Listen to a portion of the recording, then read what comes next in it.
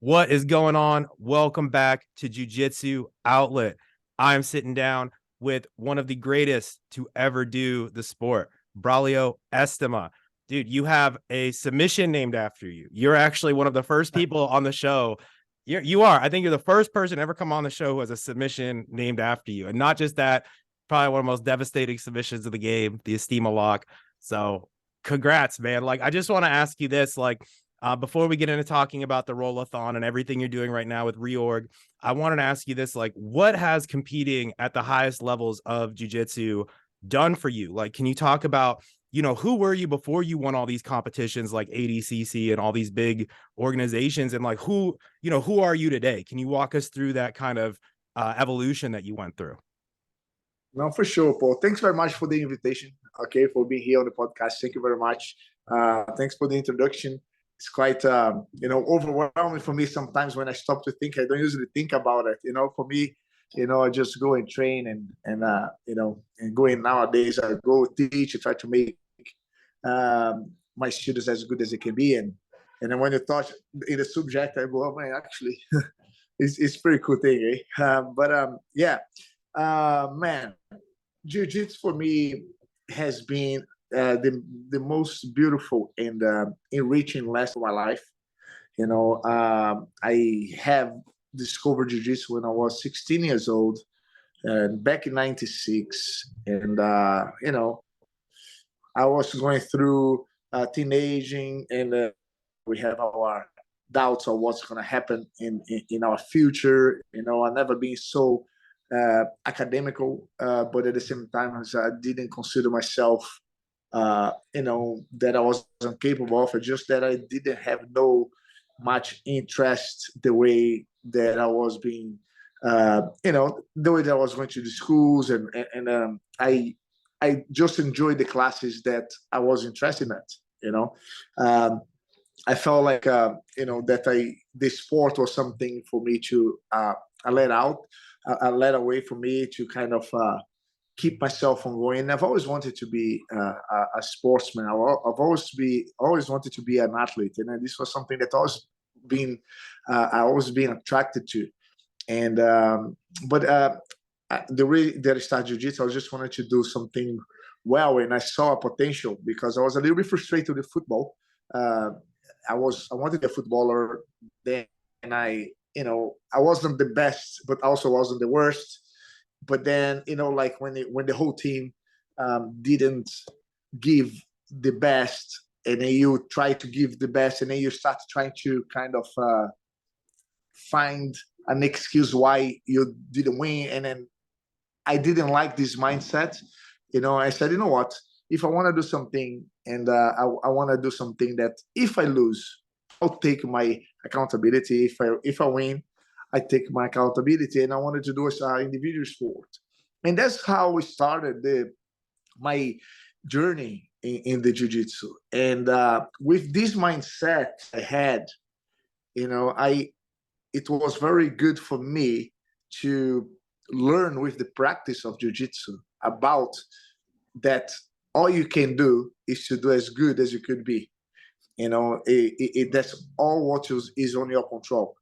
And I remember the first time that I went to a seminar. I was a white belt, 3 stripes, and I wanted to. I wanted to go to the academy to beat everyone on my belt in my weight division. We were a bunch of white belts because I wanted to get graded. I wanted to be recognized. I wanted to be the guy. And then I remember that I used to go to the academy to beat everyone up, so I can prove to my teacher that I deserve the new belt. And then that was the first seminar.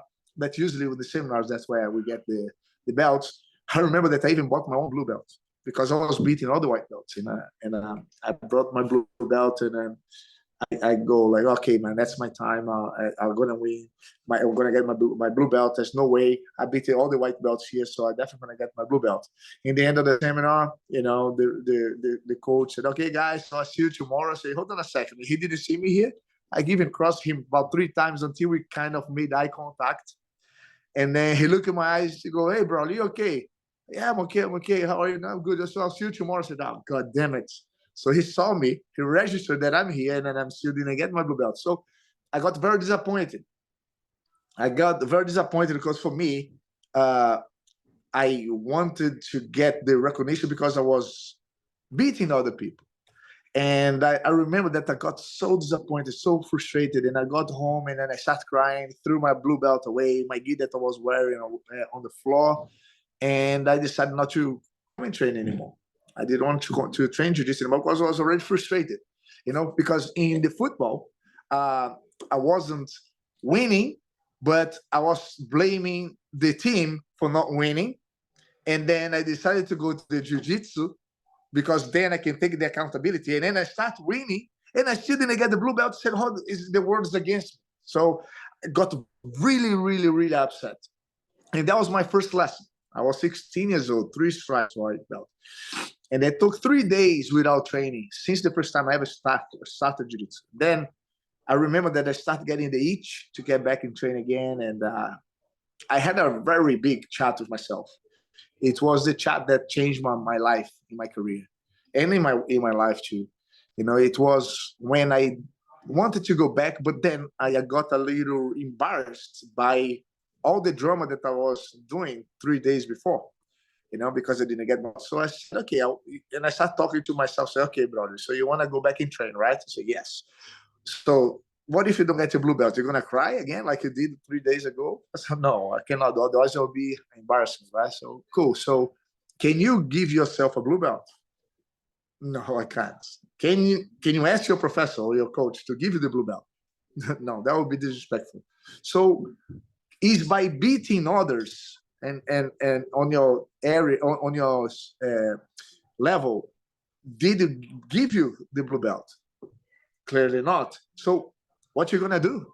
What is on your control? This was like a very kind of mature chat that I had as a 16. And I decided then, okay, I'm gonna go back, and for the first time, I'm gonna step in the mats, and I'm not gonna have that pressure to impress anybody or to beat anybody for a purpose to get a reward, but I want to step on the mats to as I can possibly be. And I put in my mind that I will train so hard. I will improve in every area that I can recognize that needs improvement. That at some point, it will be inevitable that I want to get the blue belt. And that was a game changer for me. Because for the first time, I went to train and I didn't care about losing. I cared about learning. Because for me now as a black belt, I look back, and when I look to my students, I can see the reason why I didn't get the blue belt at the time. Because by winning, it doesn't mean that you are necessarily more technical than anybody, because you can use different techniques, different wrong techniques at the beginning and still win. I judge myself, someone. I don't judge by winning or losing. I judge by how they lose and how they win. That is what matters. Because if you start applying something that I know that with time that's going to develop into a very important part of your game,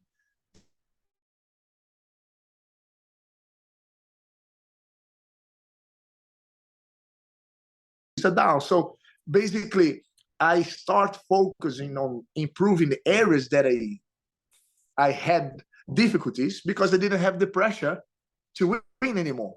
So then I improved a lot of areas. And then that mindset made my career a lot more solid, because the only competition that I had was against myself, and I tried to be as good as it could be. And my mind was, if I reach my full potential, if that means to be a world champion or not, this is my full potential, and then that's what matters. I reached my own full potential. So I zeroed my own game. So this was a good lesson that I apply in life.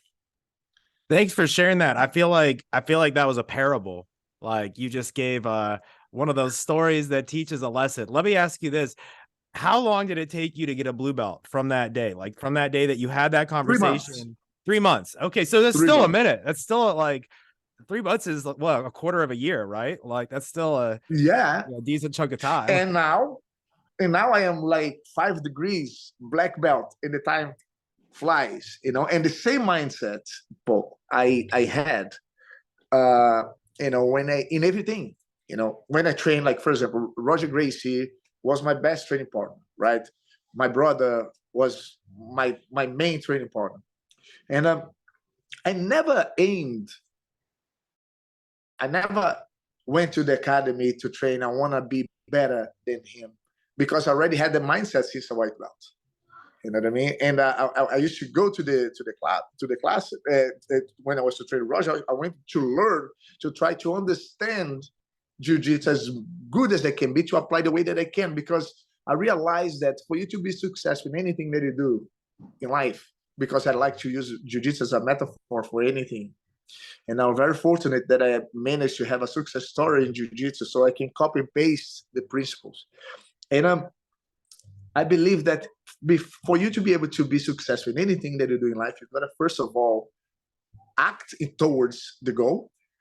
And second, you need to accept yourself the way that you are, instead of trying to be focusing on somebody else. Once you accept yourself, you are then in a very good position to work around your flaws and take advantage of your attributes, because nobody's perfect. Everyone has attributes and flaws. So I was very fortunate to click this early in time. And when I applied that lesson in every other parts of my career, for example, as I mentioned, I didn't want to be better than Roger. I wanted to be the best Braulio Estima. This was in 97, right? In 98 came the first ADCC. Right, the first ADCC came in 98, and I remember that I had feeling, oh my God, that's incredible. It felt like the blood sport. You know the movie, the blood sport in Abu Dhabi. You know, the sheikhs, grappling arts like sambo, wrestling, judo, delivery, to compete against each other for a big amount of money. And I go, oh my God, this is just like a blood sport. Imagine if one day I could even actually go there and watch this competition, right? I was a blue belt then, but I never like put the goal too far away that I couldn't reach, because the way that I dealt with my improvement, I've always tried to set achievable goals. But again, everyone's different, but that's how I recognize myself, because I accept myself and I set myself the goal in a way that I could carry on coming up the ladder. Then time flies. I end up actually competing in the ADCC. Time flies. I got to the finals of the ADCC, and I lost to Xande Ribeiro in 2007, but we made the best fight of the whole tournament. And I go, imagine one day, man, if I ever actually win this ADCC. This is possible. Imagine. No, let's focus on what I can control. Let's train. Let's get good as possible. Then got to 2009. I won the weight division, and I won the absolutes, you know, and that's when the Estima lock came about. That's when the inverted triangle came about. And I managed to submit the biggest names of all times. And I was completely shocked and overwhelmed. And that led me to be able to fight the super fight, to fight against Jacare. That was my biggest opponent that I'd never scored a point against him. And that was the time that I could prove to myself that I was able to call myself a world champion. Because I have won the World Championships before, but never when Jacare was fighting the final. So, you know what I mean? So I never beat him previously. And every time that I won the World Championships, he wasn't there. So I had the title 3 times at the World Championship, but I didn't consider myself like that. What if Jacare was there? Can I call myself a world champion? I have the title, but I couldn't sleep. I mean, not that I couldn't sleep, but I was going to, deep inside, was never, really? Jacare wasn't there, because I'm very critical to myself. But then there appeared the opportunity to fight Jacare in 2011, because I won the ADCC absolute. I went there, 30 minutes battle, and then I took his back and I won it. And that was like, wow, you know what I mean? Like, actually, I deserve to be in this position. And when I look back to the career. That's what led to the Hall of Fame, coming from a very small town where there was no even a black belt around. It was a pretty unique story, but I know what I had to go through. And I know that one of the main things that made me get there was trying to be focusing on get as good as I can possibly be. The battle was against myself, and I didn't have to blame no one. And I took the accountability on the wins and on the losses, and I learned from it because I was trying always to get it right. And this is how things went in, especially by appreciating people around and by giving back to people around, because that will be understand the game in a way that I could deliver equally to the highest profession at the time. Man, thank you for sharing that. That was an epic story, man. You're a really good storyteller. I don't know if anyone's ever told you that, but you should do a podcast. Like, you should have a podcast. You're good at this, man. There's a lot to talk, man. There's so many things going on, but a lot of lessons, as you say, you know what I mean? And those kind of things you can put into practice in anything in life. Because once you know that anything really is possible, and all you can do is to do what is in your control. And what is in your control is your willpower to try to do something correctly and right as best as you can. And even if you're doing wrong, because you try to do the best as you can, you learn.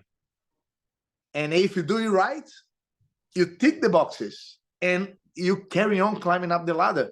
But if you don't do nothing, if you don't try, you know, I've always keep thinking myself, man, it's impossible. But what if, no, let's focus on what I can control. But what if, you know, because sometimes, like, if you take, right, I don't consider myself as, you know, a special guy. I it's the opposite. I have so much flaws. I've never been the strongest of my category.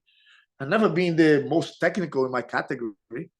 It's just that kid, if that from Recife, it's the same. It's the same. Like, imagine someone here from Birmingham. There's a little school that starts teaching American football. There's only one guy that once trained in England. He likes the American football. Start teaching just for jokes, for fun, and then one of that kids become a Hall of Fame of NFL. What are the chances? It's very small, but it's possible. So that's what happened to me. You know what I mean?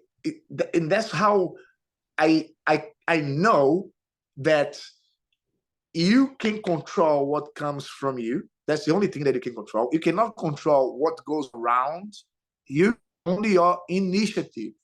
And if you have the initiative with the good intentions, with the willpower to carry on no matter what, and with the intention to do it right, if you search, you'll find. I love that. You can do anything. You know, it's like my favorite philosopher, Eliphas Levi, talks about this. He was writing back in the 1800s, and he talks about how the willpower, the smallest action constantly repeated, ends by overcoming all obstacles. It's one of my favorite quotes from him. So true. And Paul, so true. Sorry. And Paul, look, I believe a lot in energy. You know, I believe that you have the power to take your initiative, and only you will know the real intentions behind. And that's when it comes down to honesty.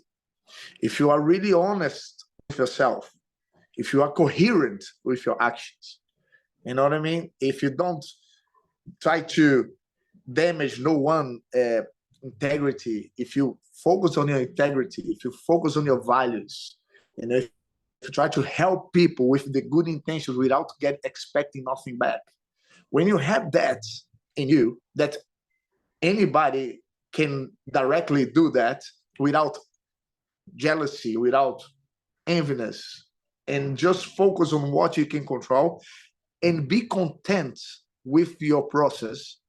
You know, I know it's challenging for some, but everyone is different. But I believe that if you have that in you, the universe conspire for all your dreams to come true.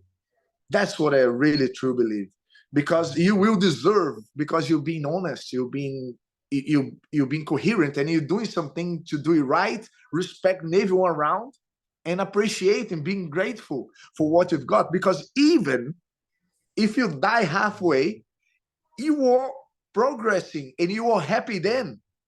And the purpose in life is what? To be happy, right? Happy and fulfilled is the when you zero the game. If you are happy and fulfilled, it doesn't matter how many zeros you have on your account. And that's one of the reasons why I chose jiu-jitsu to be an athlete and become a fighter than production engineering. Because I did production engineering for 3.5 years. But I wasn't doing that because I love the engineering. I did that because of the money. Then I have to take my conclusion, dude, look, what makes me happy? And that was one thing that made me really realize was I had one of my students, he also studied the same course that I did. I was a purple belt then. And he got the best work placement at the time. And for you to have an idea, production engineering at the time was the only work placement that you get paid. Usually people get paid for the work placement. They just do it just to put on the CV. This production engineering had a good payout, more than a minimum salary of the time. So he was like the pinnacle of the students, right? One day he goes, man, I'm so happy, man. I go there, but it's a lot of responsibility, but I love that, and that's what I want to do. And then I said, oh, cool, man, that's fine. I said, what is hard about it? Oh, man, it was hard because I was on it was a Father's Day. We were in the beach, and the factory that I was working on had a problem. Who did they call first? The production engineering guy. And then I had to stop surfing, stop having the beer with my dad, leave the beach, and I'm gonna have to the first to be in the factory to sort the problem. I go, holy moly, he's happy about that. I would never be happy about that because I didn't really love what I was doing.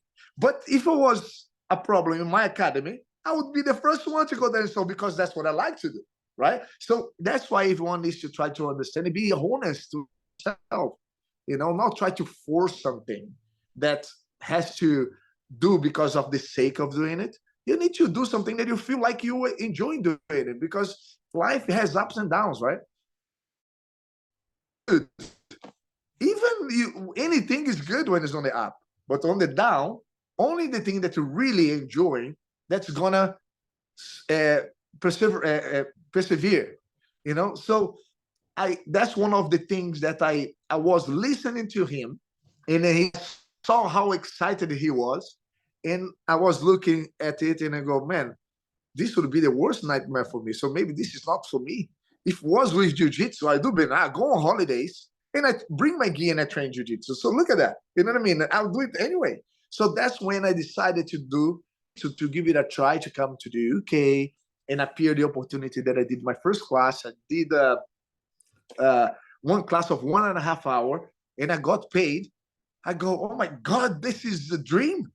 I am doing what I will do it for free anyway, and I am getting paid. That's the life, So then I chose jiu-jitsu. Then after the ADCC, blah, blah, blah, I gave it a try on the MMA.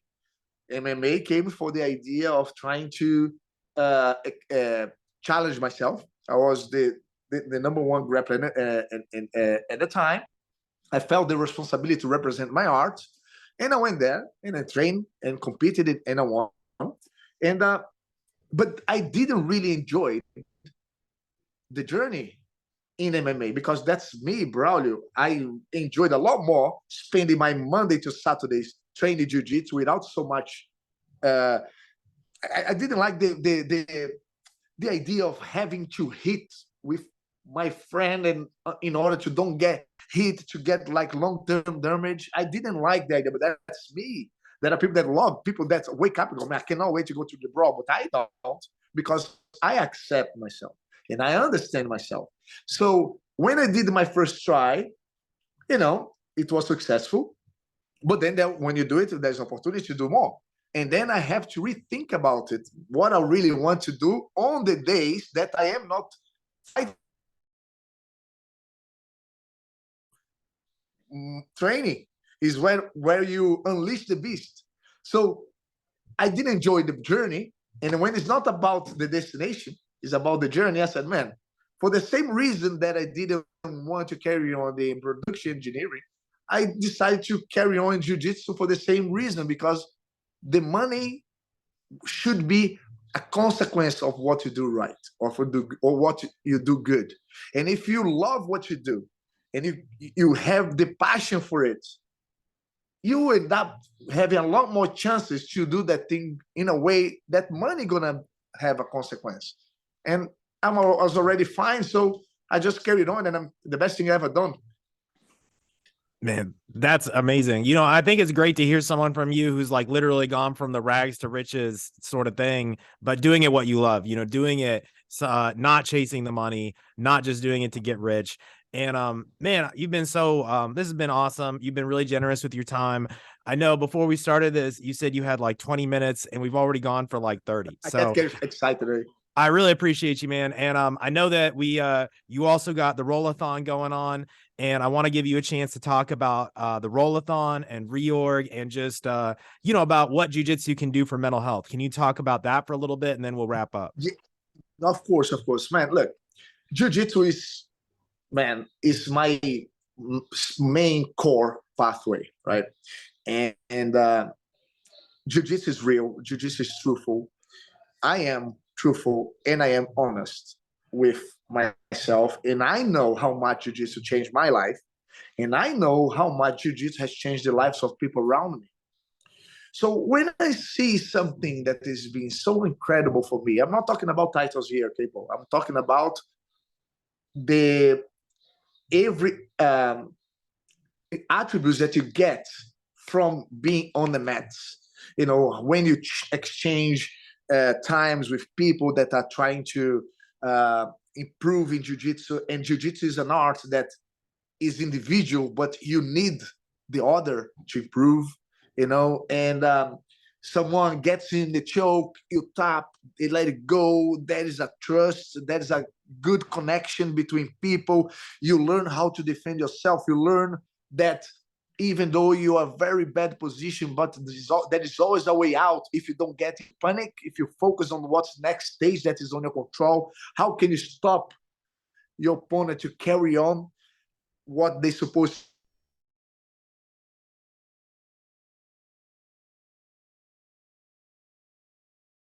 When I believe on something is so good, I don't want to just to keep to myself. I want to spread as much as possible. That's why I teach jiu-jitsu. That's why I do seminars around the world. That's why I'm the head professor of the Gracie Barra Global. And that's why I involved with things that will be able to spread that tool that helped me to become a better version of myself.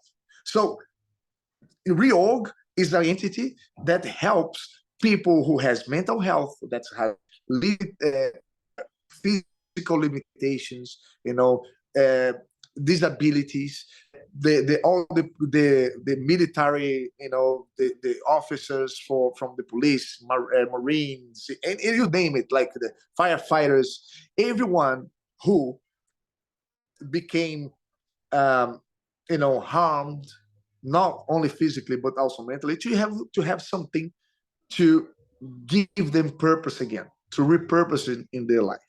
And in jiu-jitsu, as soon as you step to a good academy of jiu-jitsu, you automatically become feeling part of a family.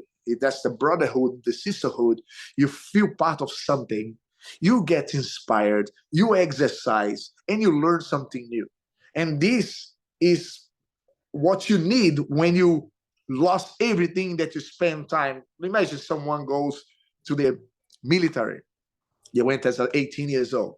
They spend 4 years of their lives outside of their own town, travel around the world, being into wars, being into that regime, that routine of waking up, doing this, doing that, hanging out with the same kind of people, with the routine, with the discipline and all that. And suddenly something happens to them, they lose an arm, or they go to a war, come back, and they are either mentally or physically disabled. And what do they do when they go back home? There's nothing anymore. All their friends that was in the school, they're already doing the work, they're going even to another city, or even doing something else that's for sure not in the same place. So you go that, all you have is yourself again. When you be into that routine, suddenly you cut it off, you can get into very dark places. So that's what reorg does. Reorg support those people to give them a purpose again. And they get them to go to Academy of Jiu-Jitsu, so they be part of something that is bigger than themselves, and they have a routine, they have the family, the brotherhood, the sisterhood vibe, they have a purpose to become a better version of themselves, they have the discipline, they have the exercise, and that get them mentally more stable. And I see so many people, getting the benefits of that. And then when I see that this is possible, man, I want to join forces straight away. And then we're doing the rollathon today to bring awareness for the Reorg charity. Okay, the academy is going to be open for 24 hours. If you guys want to support the charity, you can go on my Instagram. That is like the giving page. Just giving the support, and all this money, 100% of it will be bringing to the Reorg, so we can help those people who needs some purpose in life, so they can carry on in their journey. Well, thanks so much for sharing, man. And I know that you got to run and get back to the rollathon, but I'm going to put the links down below. So, hey, if you're listening, I'm going to get this posted right away just because this is happening now. So go donate, go check this out. And, if you have an academy, get together and host a rollathon yourself. I'm actually about to head to my academy in about an hour, and we're going to do a little open mat. It's going to be fun. So, but Braulio, thanks so much for coming on the show. And if you're listening, go check out all the links that are down below and check out what Braulio and Reorg are doing. Thank you, sir, for coming on the show, man. Thank you very much, really appreciate it. And I'll see you guys next time. Anytime, man.